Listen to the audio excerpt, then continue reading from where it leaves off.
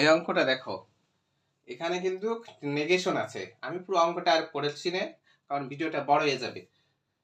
প্রশ্ন কিন্তু একই থাকবে যে সংক্ষিপ্ত সত্য সারণীর সাহায্যে বচনের বৈধতা নির্ণয় করো। প্রথম অঙ্কে সব বলে দিয়েছি, প্রথম ক্লাসটা সবাই দেখে নিবা। তাহলে প্রথম কাজ হবে কি, সিদ্ধান্তটাকে মিথ্যা ধরে আশ্রয় বচন দুটো সত্য প্রমাণ করা প্রচেষ্টা। এখন সিদ্ধান্তকে মিথ্যে করতে হলে এই যে নেগেশন, এর মানও এফ লাগবে, এই নেগেশন এফ লাগবে। এই নেগেশন কেন এফ হবে? যখন কিউ এর মানটা এখানে টি টি ধরা হবে আর এর মানটা টি হবে, তখন এটা এফ।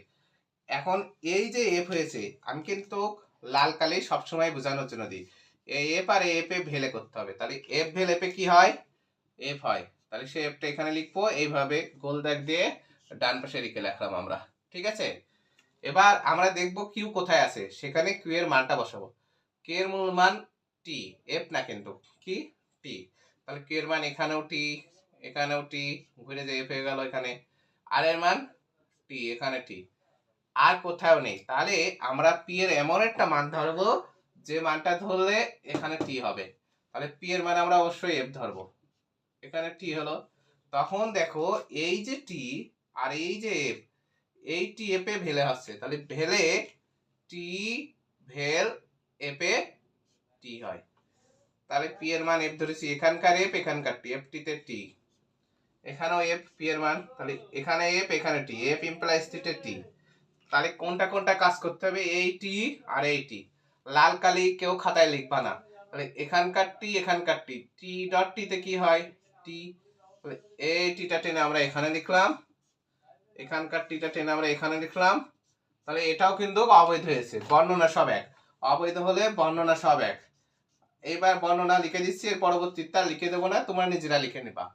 সবাই লিখবা নির্ণয়, এটা বড় হাতের অক্ষর তাই বচন, বচনটি অবৈধ, কারণ কারণ সিদ্ধান্তকে মিথ্যা ধরে আশ্রয় বচনগুলোকে আশ্রয় বচন গুলোকে মিলিতভাবে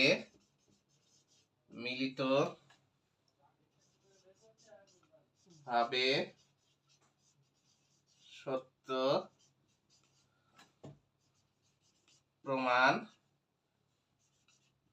করা সম্ভব হয়েছে।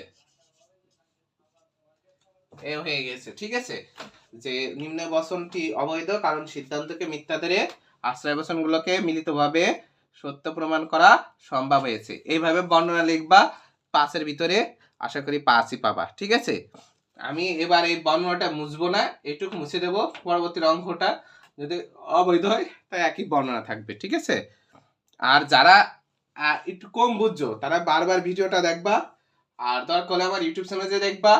আর আগে সংক্ষিপ্ত সত্য সারণীটা কি এবং সংক্ষিপ্ত সত্য সারণীর গঠন কৌশল বর্ণনা করো, এই প্রশ্নটা সুন্দর করে মুখস্থ করো, তাহলেই দেখবা এই অঙ্ক একেবারে পানি পানি।